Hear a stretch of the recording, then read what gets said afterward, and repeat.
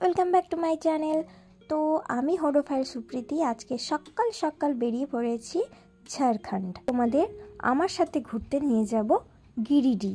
পাহাড়, জঙ্গল, ঝর্ণা ঘেরা এক অপূর্ব সুন্দর শহর হলো এই গিরিডি। চলো যাওয়া যাক। শিয়ালদা থেকে তোমাদের চলে আসতে হবে মধুপুর স্টেশন। কতগুলো ট্রেনের নাম আমি স্ক্রিনে দিয়ে দিচ্ছি। ওখান থেকে ট্রেনে করে আসতে হবে গিরিডি। ট্রেন ভাড়া লাগবে 10 টাকা। স্টেশন থেকে বেরিয়ে বাসে করেও আসতে পারো, কিন্তু বাসের টাইমিং কিন্তু ফ্রিকুয়েন্ট থাকে না, ভাড়া পড়বে 70 টাকা। এছাড়াও তোমরা রিজার্ভ অটো করেও চলে আসতে পারো গিরিডি। কোথায় থাকবো? গিরিডি স্টেশনের কাছে অটো করেই তোমরা অনেক রকমের হোটেল পেয়ে যাবে, কিন্তু আমরা যে হোটেলটা ছিলাম সেটা হলো হোটেল গ্যালারি ইন্টারন্যাশনাল। হোটেলটা কিন্তু খুবই সুন্দর ছিল। আমাদের কিন্তু পার নাইট ভাড়া পড়েছিল 1200 টাকা। হোটেলের বাথরুম, হোটেলের বেড, হোটেলের এসি, হোটেলের পরিষেবা এবং হোটেলের রুম সার্ভিস কিন্তু অসাধারণ ছিল।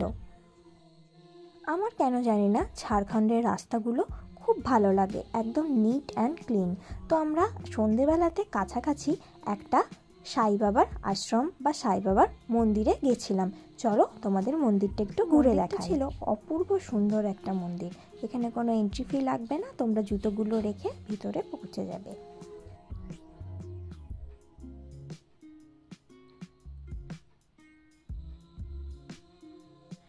ঢুকেই আমরা দেখতে পেয়ে গেলাম গণেশজির মূর্তি। চলো এরপর একটু এগিয়ে দেখা যাক।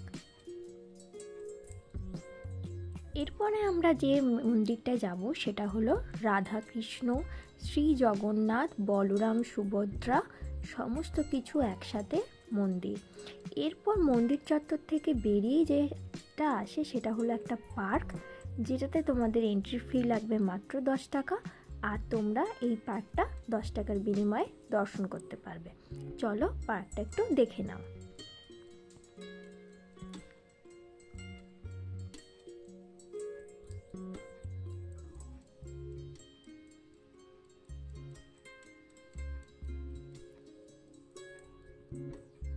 এরপর পার্ক দেখা হয়ে গেলে আমরা পার্ক থেকে বেরিয়ে চলে যাব পাশের আমাদের মূল যে সাই বাবার মন্দির সেটা দর্শন করতে।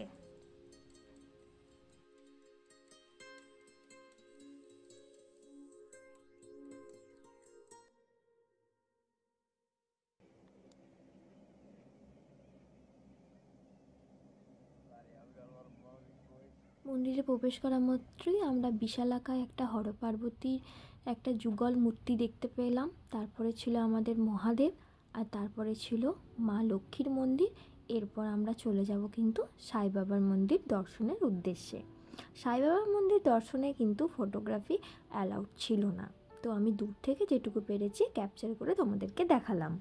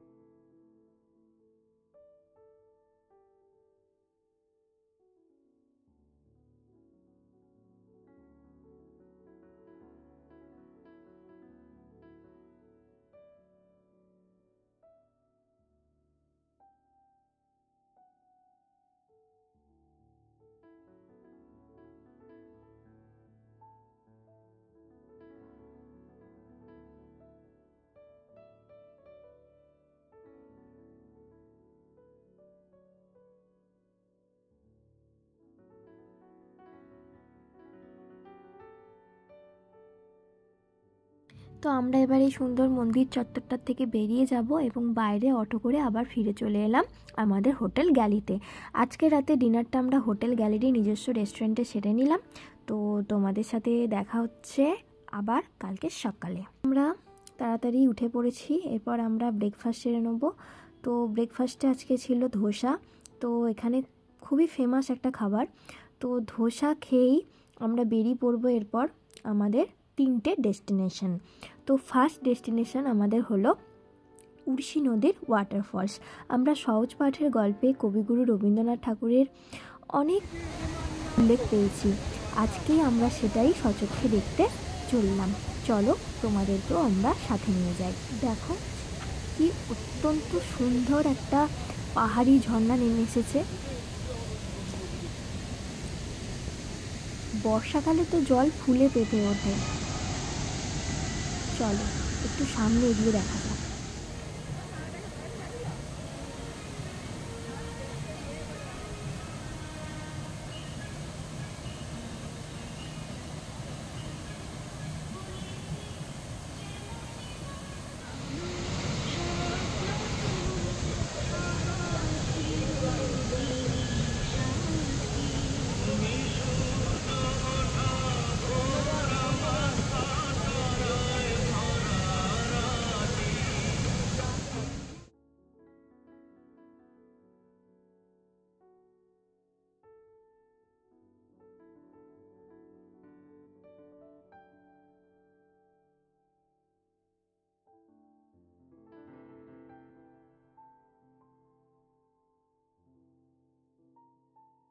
এছাড়াও কিন্তু এখানে তোমরা মাত্র 30 টাকার বিনিময়ে নিজের পছন্দ মতো গানের সাথে গিটার বাজিয়ে রিলসও বানিয়ে নিতে পারবে, যেটা আমি একটু ঢং করেছিলাম আর কি, যেটা তোমরা আমার শর্টস ভিডিওতে দেখতে পাবে।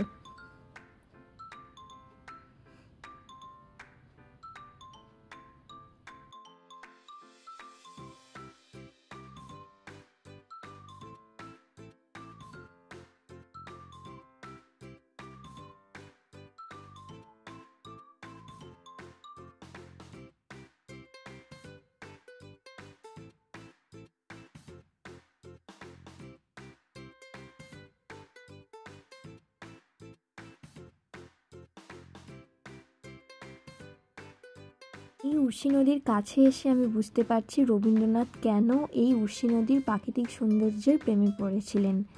এবং অত্যন্ত আমার দেখা এবং আমাদের পার্শ্ববর্তী রাজ্য ঝাড়খণ্ডের মধ্যে এত সুন্দর একটা ঝর্ণা, তোমাদেরকে আমি সাজেশন দেবো, যদি তোমরা 2 আর 3 দিনের জন্য কোথাও ঘুরতে যাব মনে করছো তো প্লিজ এই জায়গাটা একবার হলেও ভিজিট করো। ফেল সুপ্রীতিকে ফলো করতে যেন ভুলো না। চলো এরপর একটু এগিয়ে দেখি।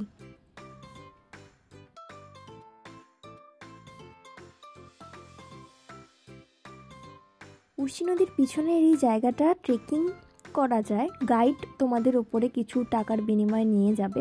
তো আমি আর ওপরে উঠিনি, কারণ আমি নিচে থেকে ঝর্ণাটা উপভোগ করছিলাম। আর হ্যাঁ, যেটা বলছিলাম, তোমরা কিন্তু এখানে চাইলে স্নানেরও ব্যবস্থা আছে, স্নান করতে পারো। তো চলো এরপর আমরা এই উর্শী নদীকে বিদায় জানিয়ে চলে যাব আমাদের। তো এরপর আমরা যে জায়গাটায় যাব সেটা হলো কিন্তু সূর্য মন্দির, লোটাস টেম্পল। মোটামুটি তোমাদের গিরিডি থেকে 1 ঘন্টা মতো লাগবে অটোতে। তো জায়গাটা অত্যন্ত প্রত্যন্ত একটা গ্রামের, সেখানকার স্কুল কলেজ মানুষজন সব মিলিয়ে আমার কিন্তু দারুণ এনজয় করছিলাম রাস্তাটা। আমরা রাস্তায় দাঁড়িয়ে একটু চেখে নিয়েছিলাম ঝাড়খণ্ডের স্পেশাল চা। তো যাই হোক, এরপর আমরা চলে এসেছি প্রায় আমাদের লোটাস টেম্পল। তো এটা মেনলি একটা সূর্য মন্দির, আমি আগেই বললাম। চলো মন্দিরে প্রবেশ করি।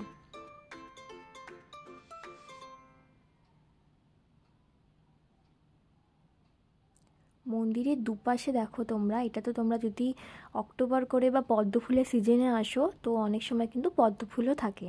তো যাই হোক, চলো সূর্য মন্দির দর্শন করা যাক।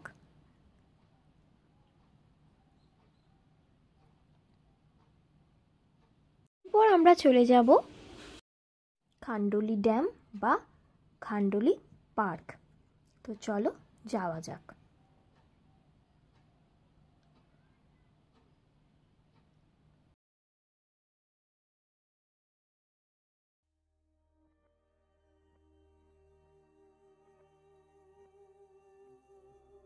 অনেক ছোট ছোট পাহাড় বা টিলা পেরিয়ে তোমাদের আসতে হবে এই খান্ডোলি পার্ক আর খান্ডোলি ড্যাম দেখতে। ড্যামের কাছে আছে একটা সুন্দর একটা রিসর্ট, যেটাকে বলছে নেচার ভিউ রিসর্ট। তোমরা দেখো, তো এখানে তোমরা চাইলে স্টেও করতে পারবে প্রকৃতির মাঝে, আর চাইলে কিন্তু দুপুরের লাঞ্চটাও কিন্তু সেরে নিতে পারবে। তো আমরা এখানেই দুপুরের লাঞ্চটা আজকের মতো সেরে নিয়েছিলাম, মাছ, মাশরুম আর ভাত, ডাল তরকারি দিয়ে। তো এরপর আমরা চলে যাচ্ছি পার্কের দিকে। সুন্দর দেখতে পাবে, এখন একটু জল কমে গেছে যেহেতু আমি শীতের সময় গেছিলাম। তো যাই হোক, এরপর চলো পার্কে প্রবেশ করা। সরি, একটা কথা তো বলতে ভুলেই গেছি, তোমাদের এই পার্ক আর ড্যাম দেখতে কিন্তু তোমাদের টিকিট কাটতে হবে মাত্র 20 টাকা। এরপর চলো পার্কটা দেখে নিই। তো এরপর সন্ধে নেমে এসেছে, তো এরপর আমরা আবার উঠে পড়েছি অটোতে। তো 3টে স্পট ঘুরতে আমাদের খরচা পড়েছিল 1500 টাকা।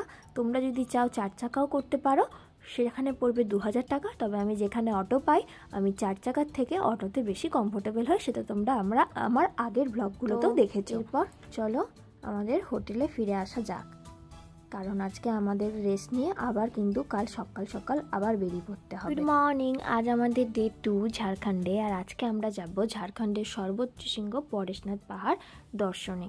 তো চলো যাওয়া যাক। প্রথমেই বলে নিই, পরেশনাথ পাহাড় যেতে গিরিডি থেকে আমাদের ভাড়া পড়েছিল 1700 টাকা অটোতে, আর তোমরা যদি কার করো তাহলে ওই 2500 টাকা মতো পড়বে।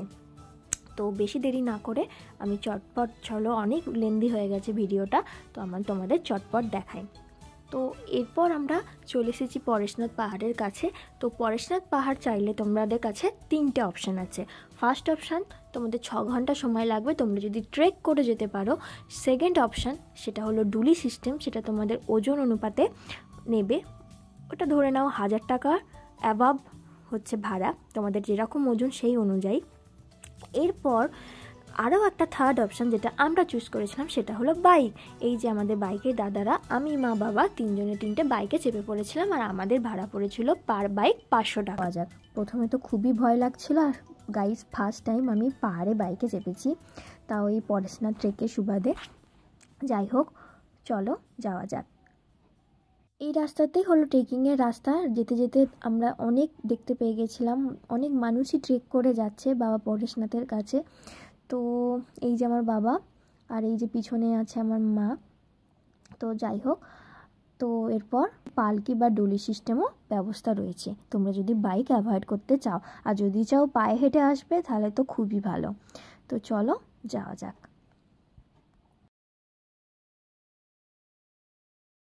জানো তো, বয়স্ক মানুষ আর বাচ্চাদের জন্য আমি বলবো যে তোমরা ডুলি করেই এসো। তো যাই হোক, লেটস গো।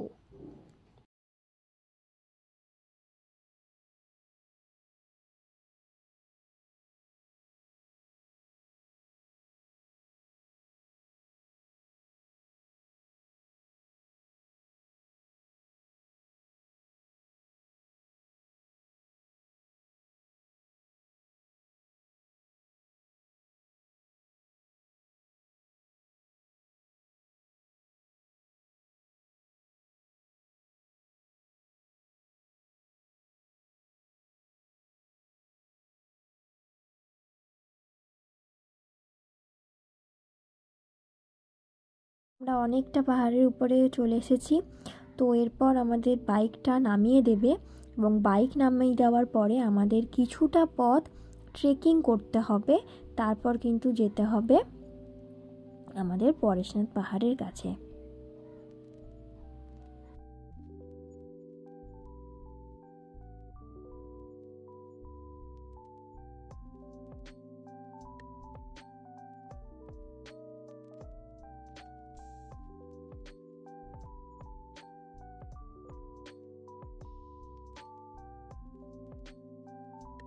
তোমরা রাস্তায় যেতে যেতে কিন্তু অনেক চায়ের দোকান পেয়ে যাবে, এবং অনেক টুকটাক খাবারের দোকান পেয়ে যাবে রাস্তায়, তোমরা যদি ট্রেকিংও করে থাকো। তো চলো একটু চা খেয়ে রেস্ট নেওয়া যাক, তারপরে আবার কিছুটা পথ অতিক্রম করে আমরা যাব আমাদের আজকের ডেস্টিনেশন পরেশনাথ পাহাড় এবং পরেশনাথ মন্দির। বা আসা, মন্দিরের দর্শন সব মিলিয়ে সময় লাগবে ওই 2.5 থেকে 3 ঘন্টা মতো।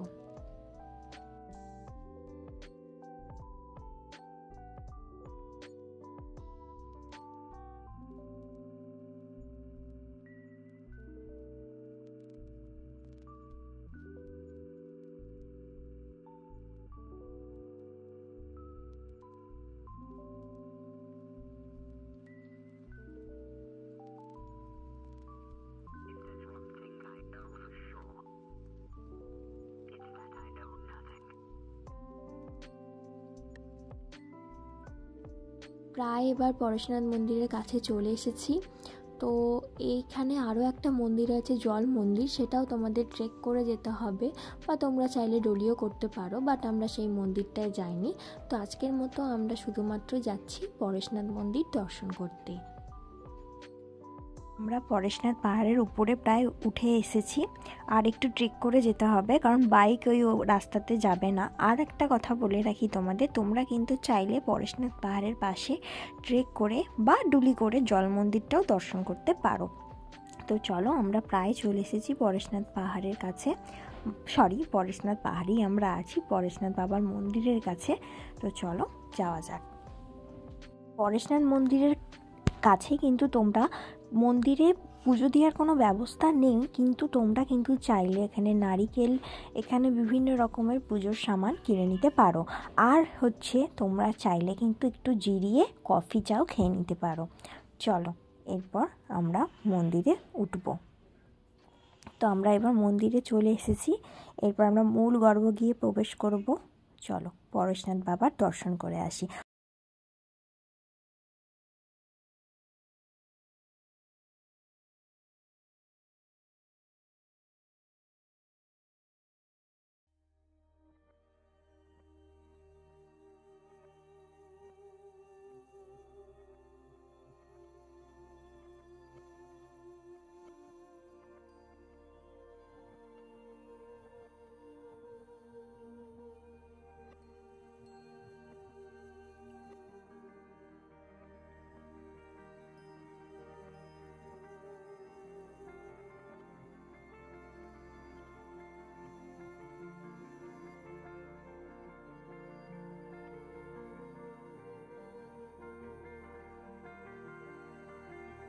পরেশনাথ মন্দির দর্শন করে আমরা সেই বাইকে করি এরপর আবার নিচে নেমে যাব, এবং এরপর আমরা যেটা যাব সেটা হলো জৈন মন্দির, যেটা কিন্তু পরেশনাথ পাহাড়ের পাশেই কিন্তু অবস্থিত। এবং মন্দিরটির নির্মাণ কাজ এখনো পর্যন্ত সম্পূর্ণরূপে হয়নি, কিন্তু মন্দিরটি কিন্তু এখন অন্যতম একটা পর্যটন কেন্দ্র হয়ে দাঁড়িয়েছে। তো চলো তোমরা একটু মন্দিরটা আমার সাথে ঘুরে দেখে নাও।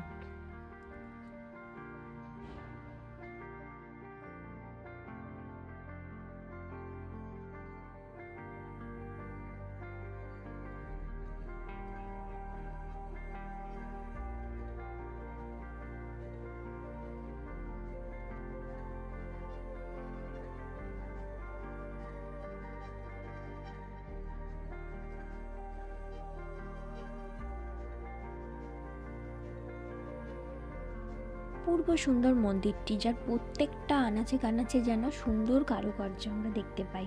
তোমরা দেখো কি সুন্দর, দুর্দান্ত, মানে একদম চোখ ধাঁধিয়ে যাওয়ার মতো মন্দির। সত্যি কথা বলতে এরকম সুন্দর মন্দির কিন্তু আমি অনেক জায়গায় ঘুরেছি, কিন্তু কমই দেখেছি। আমার কিন্তু এই মন্দিরটা খুব অত্যন্ত সুন্দর লেগেছে। আমি এতই বলছি, তার মানে এতটাই সুন্দর আমার লেগেছে।